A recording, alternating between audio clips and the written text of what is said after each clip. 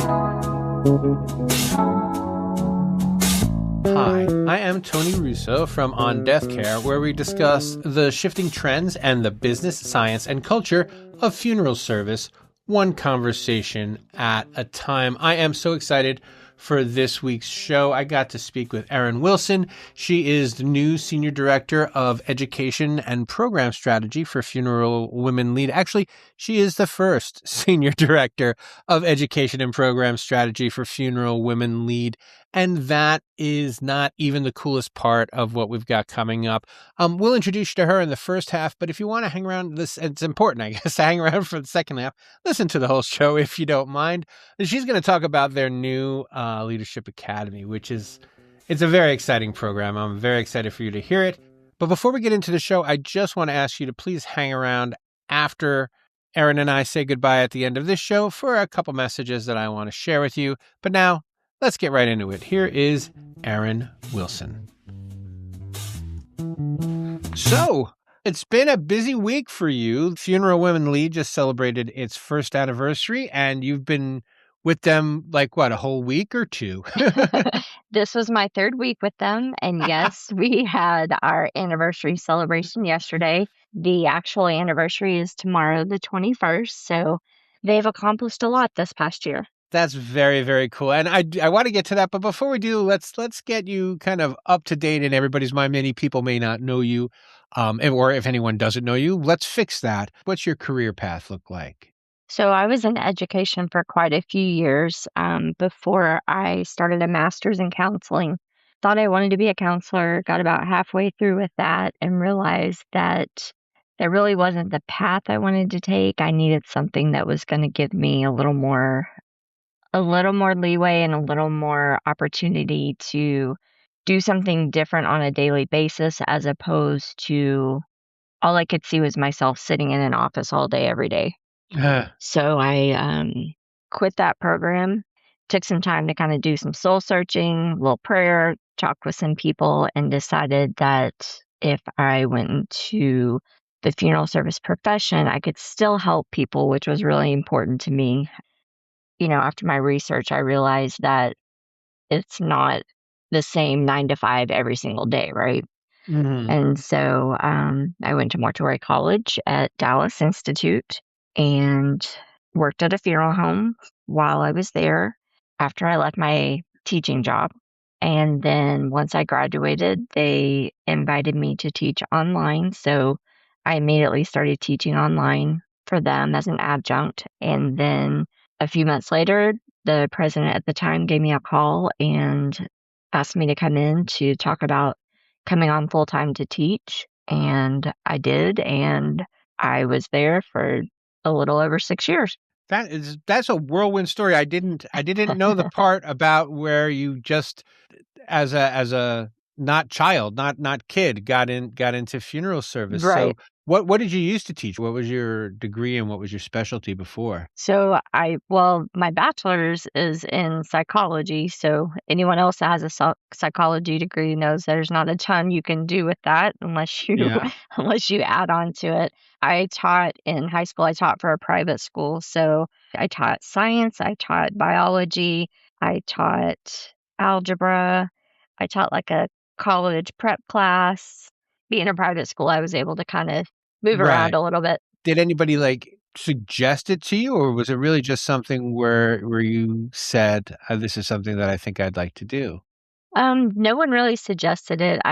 Like I said, I did some research on some different professions where I could use those skills, and the funeral service profession kept coming up. I did a couple of aptitude things, and helping people was high on my results for that. And so once I kind of became interested in that and did a lot of research on it, then I went to those that were helping me and kind of mentoring me and bounced it off of them. And everyone that I talked to prior to, was very supportive and was encouraging me to take that route. So that is super cool. When I went to college, I was a non-traditional student as well. Did you think that kind of helped you, or do you think it was an asset? Do you think you would have done as well if you were 20? No, mortuary college isn't easy. Mortuary college, most programs are accelerated, usually 12 months to 2 years. I finished in a year because I already had my prerequisites. Hmm. But the program at Dallas at that time, I was taking anywhere from 8 to 12 classes each quarter. Wow. Yeah, so had I done that as a, teenager right out of high school, I don't think I would have been successful. I think it would have been too much for me to wrap my head around at that point. Mm. Having been to college, having my bachelor's, I always used to tell people that if I had gone to Dallas Institute or any other mortuary school prior to getting my bachelor's, I feel like I would have had a warped sense of what college really was because it was so intense. That is really funny. Since I went when I was older, my children followed not too far behind me. Uh-huh. And, I was like, it hasn't been 20 years since I've been to college. It's been 6 years since I've been to college. It's not that hard. Yeah. You know? Yeah, as an adult, it's not that hard. Yeah. Think it's more that life experience that we have and, Right. we've lived a little bit, so And that's an undergraduate is different than a specialized thing like mortuary school. uh-huh. When you started teaching, though, you hadn't been out of school for years and years and years and years. So you were able to so you had been a teacher, so the teaching part, I'm sure was fine. Did you empathize more with the students? Did you see problems that you might not have seen if you had spent, let's say, 30 years in the field before coming back to teach it? Yeah, absolutely. Having gone through an accelerated program and then going to work for that same program, anybody that's in school, you're gonna find something wrong with what's Mm, going on. And my experience for the most part was a great experience, but I did empathize with the students, the current students, because I knew how hard it was to be raising a family, have a full-time job, and try to take on all those classes and make the grades to actually graduate and, pass your national board. So I absolutely did empathize with them. and I think that's one thing that also kinda separates mortuary school is there are many more, non-traditional students than you would find at, maybe like a normal college, Oh, percentage-wise. absolutely. And so when you were in school, were there very many people your age? And then when you were teaching, were there very many people your age? That's funny. When I was in school, there were definitely people my age in my class. I was an online student, but we had that interaction because Mm, we would have live lectures. We would have different forums that we had to participate in. And you went through the program with the same people for the most part. And so, I had a small group of friends that we would get on with and we would study and whatnot. And so for the most part, we were all within 8 or 9 years in age of each other. mm. And, do you know how long I'm sorry, do you know how long Dallas has been offering online education? I just assume that it's all in the last 5 years, but that's clearly not. No, actually, they had a program in 2018 is when that started. Wow. Mhm. And did you find that because that was a before everybody's online all the Right. time period. So did you find that challenging at all? What were the challenges then? And what do you think the challenges are for well, no, you know what the challenges are for students now. You just so what are the differences between what were the challenges then and what are they now, I guess is the The challenges then were that, 1, it was a very rigorous program. The Department of Ed requires that you do all these discussions, which as a student up through being an administrator, those are the bane of my existence. And so, Mm. you know, it's kind of funny. The students that I was in class with, we would joke about how many discussions we could miss Uh, and get away with still having a decent grade in the class. So, right. I that was one thing.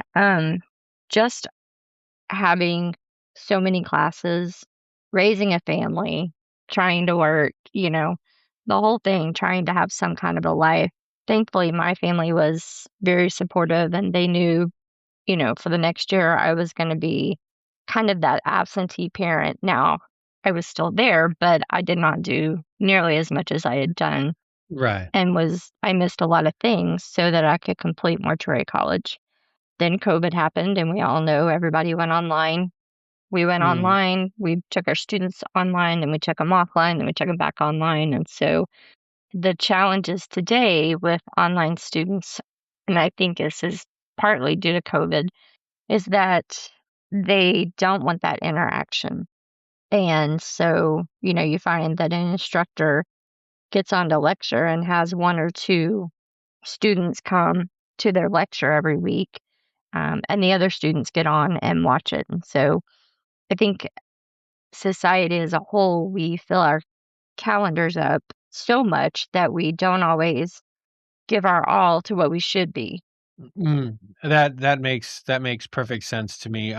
One of the things I host webinars Uh-huh, on the side, and people always ask me how many people are going to be there, and I can say, well, there are 200 people registered, maybe five will show up because people, as you said, are just more likely to, even with webinars, download them, uh-huh. and you sign up for more webinars than you can ever go to, and then you have a list of emails, and you're like, okay, I'll watch that one now. Okay, I'll watch that one now, Right, like the world's most boring television selection selection right. process. When you're a teacher, how do you overcome that? How do you keep the energy up? Um, That's kind of hard. And it's all about your attitude, though. Um, you know that what you are providing is what they need to be successful. And so, whether you have one or two students come, or you have no students come, and you're sitting there and you're lecturing to a black screen because you're recording it for them, mm, you just got to kind of put in your mind that, okay, they're going to listen to this. Most of them are going to listen to it, right? Not all of them. Most of them are right. going to listen to this, and I still have to give them this information that they need to be successful. So it's just your mindset. So I do a weekly video, a weekly news video, and it's the same thing. I have to pretend that I'm talking to somebody, Right. otherwise I feel like a maniac in the room, just Correct. ranting. I guess the difference between whether you're ranting or whether you're giving a speech is whether the record button has been hit yet. Right. And so, earlier this year, your employment there came to kind of an abrupt end. There was a restructuring at Correct. Pierce? Yep. So Pierce Mortuary Colleges started a restructure. And so the president position at all of the Pierce colleges was eliminated. So the three presidents were laid off. From what I understand, they're still going through a little bit of a restructure. And so, you know, they have to do what's in the best interest of, the future of the schools. Yes, and it was a shock to me as someone who follows the industry. Uh-huh. And there's no nice way to say this, and I'm only half teasing, Hmm. is, among the people, just because I cover the industry, among it, I was sad to see that you were let go, but I was also like, well, it's not like she'll have any trouble finding work if she needs to. Well, and I appreciate that.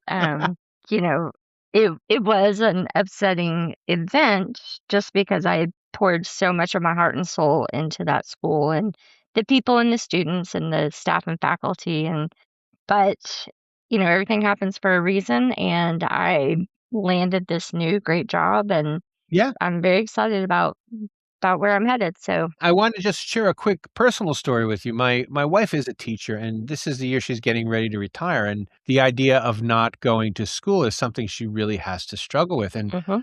And at least she sees that coming. You just got to work one day, and they're like, "You are not going to school anymore at the end of the semester," or Y- whatever it happened to be. yeah, so that was kind of rough the first couple of weeks because I was here with the two dogs, and my husband was still going to work every day, and it was just me and the 2 dogs. And so, I told myself I was gonna get up, get ready every day, and I did.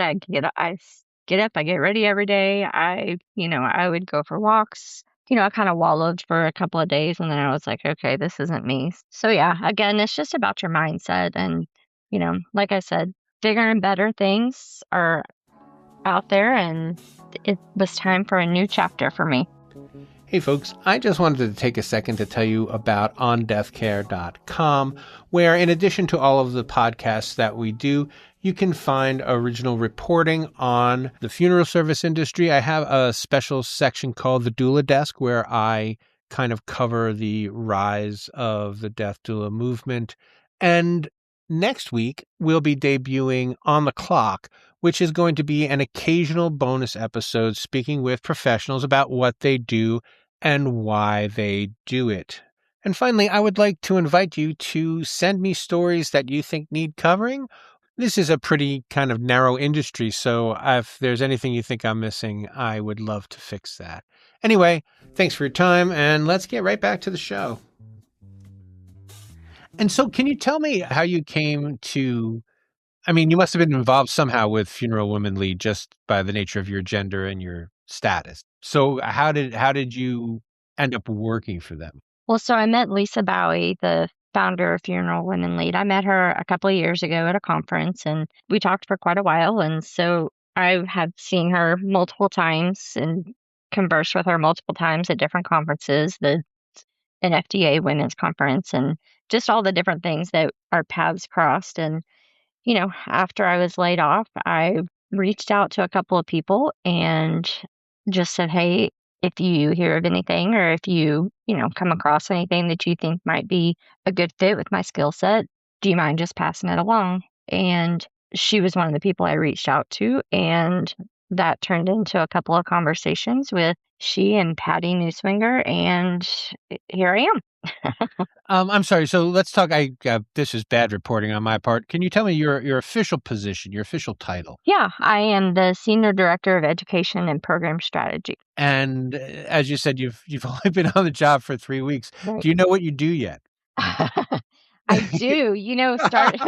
Starting a new job is always like I drinking know. from a fire hose, right? Because, you know, everybody's like, "Ooh, you're here, you can do this." So the first couple of weeks were like drinking from a fire hose, and I told them all that. So I'm not saying anything that they don't already know. Yeah, yeah, Uh, no. And but well, and yes, this is a new position in a new organization. it So is. you get to a place and there's just like all these boxes stacked up and they're like, "Yeah, well, Correct. I guess start sorting through the boxes, Yes, yeah, that's figure it out." exactly right. So, they started a women's leadership academy. It kicked off in November at their leadership and wellness summit, and then the original vision for that was that it was going to be a 3-year program, and so they needed someone to come in, and apparently they had been talking about trying to find someone to help them develop the program, develop the curriculum, everything that goes in with that, and so that's what I've been doing for the last week and a half, really, is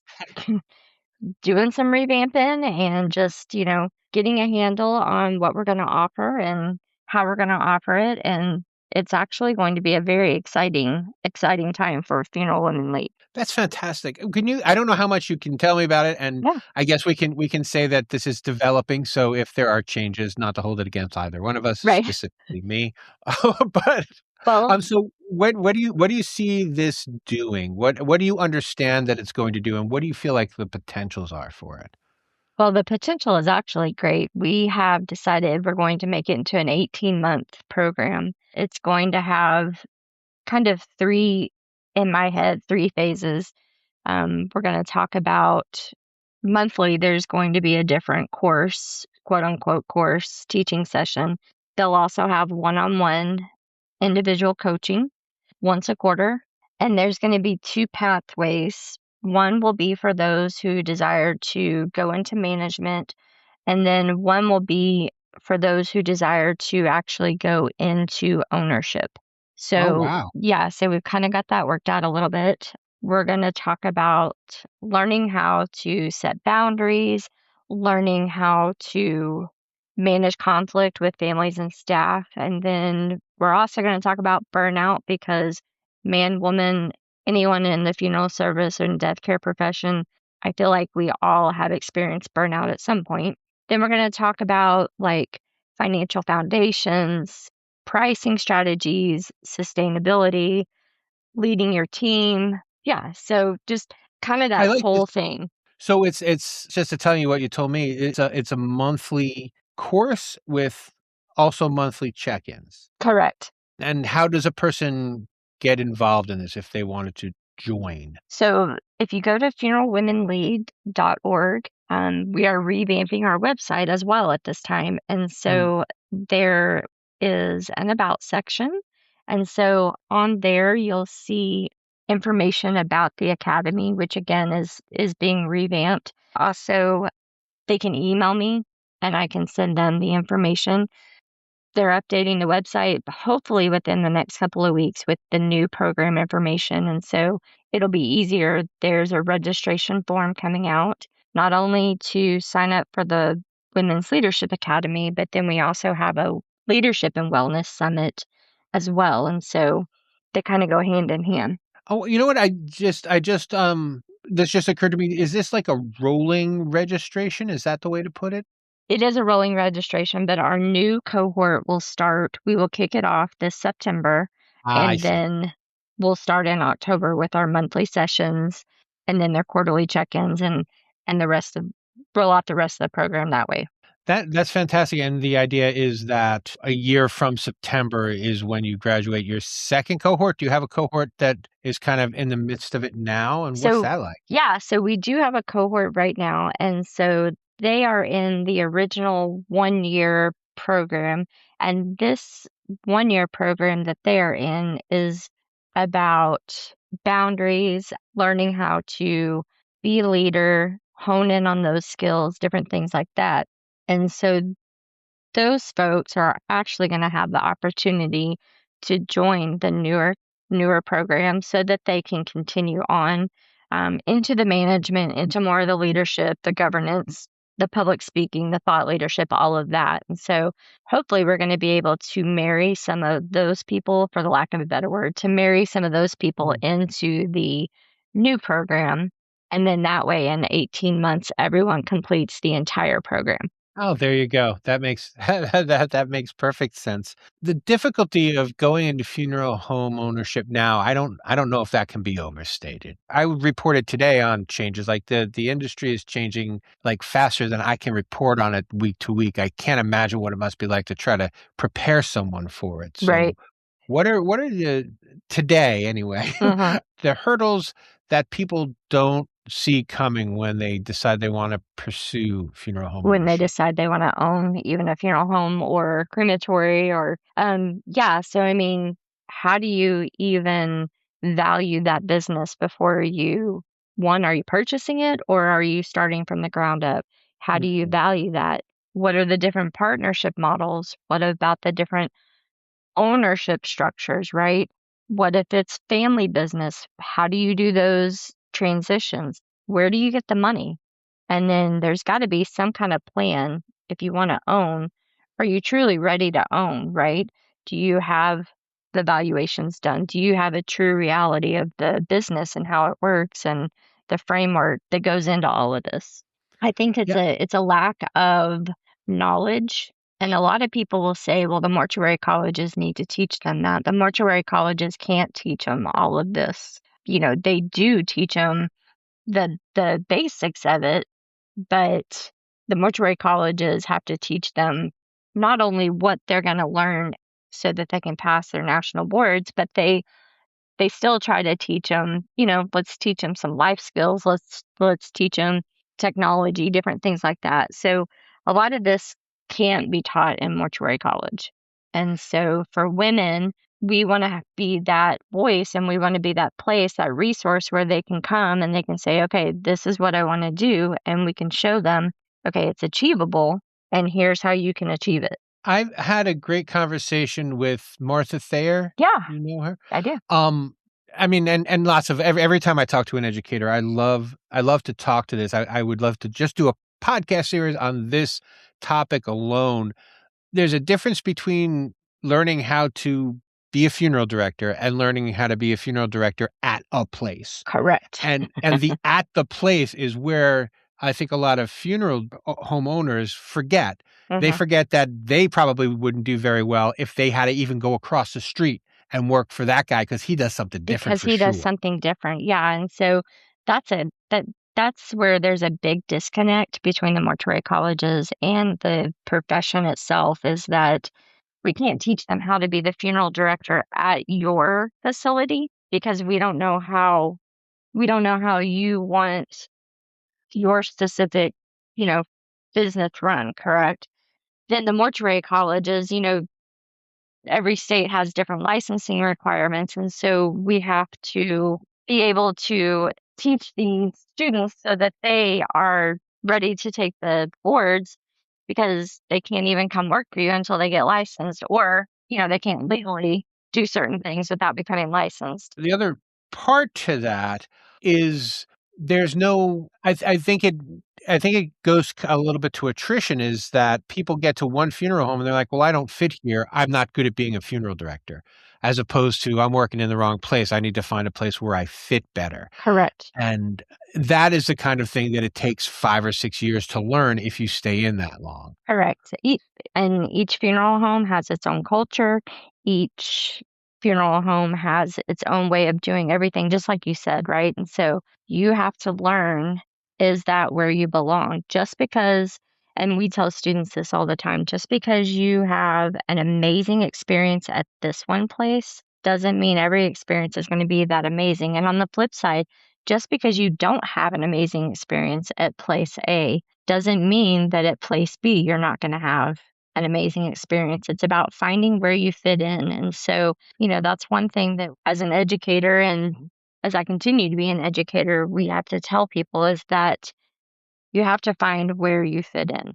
And I don't wanna draw an arbitrary line, but the other area that interests me about this is the difference between someone who is a 2nd plus generation funeral director who Hmm. grew up in the culture without knowing it, Right. and with the still, I think many, if not most, funeral homes are still 2nd plus generation if they're not corporately owned. And I think that is also part of the disconnect because they're like, "Well, I understood it as soon as I got here. How come you can't?" Right. Yeah. And they understood it, like you said, because they grew up in that environment. And for those of us who didn't grow up in that environment, myself included, I did have a great experience when I was working in a funeral home. And, my owner and all of the funeral directors and embalmers that worked there were very willing to teach and, understood that it was family owned. And I didn't grow up in it. And so, again, it's about mindset, and owners, whether corporate or whether individual, have to understand that when someone comes into this profession, the colleges and the different programs out there can give them the book smart and the know-how and give them the legal this and that, but a lot and most of the learning is hands-on, right? Once they get there is when they learn it. And so you have to be willing to help them learn. What do you feel like for your own, and I know you've only been in it for 3 weeks, so Yeah. no one's holding you to this, but what do you see for the mid and then maybe long mid-term for you? So that's a good question. Um, we've already had conversations about how this position can definitely be a long-term position. It's hard to answer that. I see myself being here for a very long time. There's a lot to build. There's a lot that we can offer. And so it's taking those big chunks and breaking them down into those smaller chunks. Someone said you eat an elephant one bite at a time. And so Right. I see myself being here for a long time. And because you have to get through the next 18 months at the at the very least to give yourself a sense of what's possible, but it must also be, I don't wanna say frustrating, but tempting to take on more than you can because there must be so much opportunity that you see in front of you. Oh, absolutely. I mean, and I'm one of those people where I don't like to be idle. I need 14 irons in the fire when I really should have, 3 irons in the fire. So Right. taking on more than I can handle is something I am learning to work on myself. But, I've got pages and pages and pages of notes of what we want to accomplish, and so I've had to sit down and organize those and just look at them and say, "Okay, this is what's most pressing. This is what I can do right now. This is what so and so can do. This is what the other so and so can do." So just getting my priorities straight. And I want to do what I do well, and I want to present it well, and I don't like doing things halfway. And so I'd rather produce one amazing product at a time than roll out 15 and none of them are good. Right, but also there's nothing like this. I mean, you're climbing a ladder that you're building. Correct. Yeah. Kind of building the plane as it's flying. Yeah. So you're right. There's not anything like this. This is the only women's leadership academy. And so, yeah, there's a lot to do here. But setting aside the Women's Leadership Academy, a part of it, just this kind of middle education is not something. It's something that either someone tells you or you don't get. Correct. Right. Yeah. And so that's kind of part of the plan too, is to bring folks in to help us teach these courses and these monthly sessions because, you guys know it because they're in the field, and, maybe we bring some suppliers in to help us with the merchandising part. And so we've just got so many ideas of who and how. It's just getting there with it. Excellent. I'm very excited for you, and congratulations again. Thank you. It's a huge one. I can't tell you.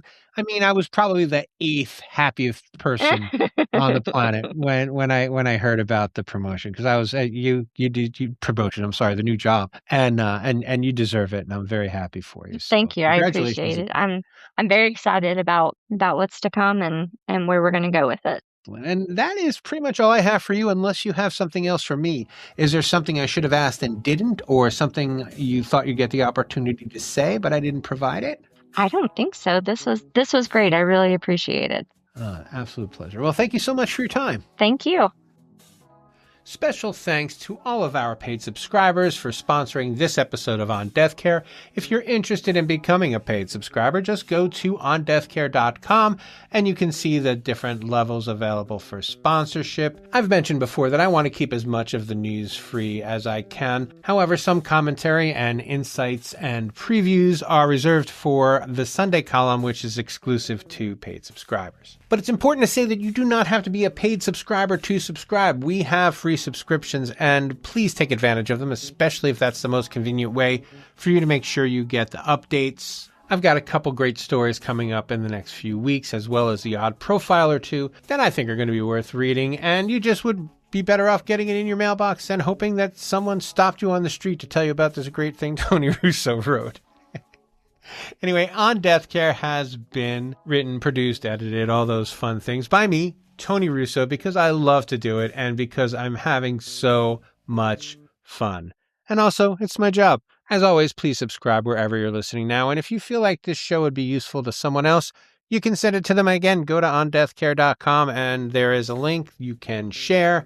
And that is the best way to get people to know what's going on over here.